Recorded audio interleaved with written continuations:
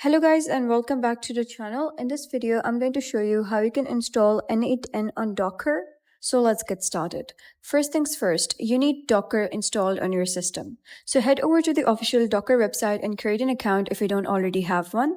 You can sign up using Google, GitHub, or email, whatever is easiest for you. Once your account is ready, download Docker Desktop. If you're on Windows, make sure you pick the Windows version, especially the 64-bit installer. After the download finishes, run the installer and go through the setup process. When it asks restart your PC to complete installation, simply restart your PC. And after rebooting, open Docker Desktop, accept any license or subscription prompts that appear and finish the initial setup. Once inside, you'll see the main dashboard.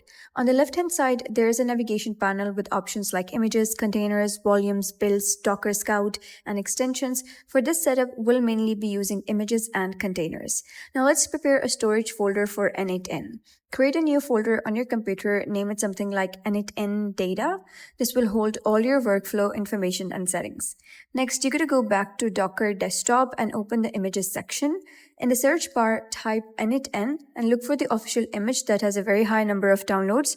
And once you find it, click Pull to download. Wait for the image to finish downloading. Once it's done, you'll see it listed in your Images tab. Now click Run to launch a new container. In the Setup window, configure your container like this. You can give it a name such as n8n container and set the port to 5678.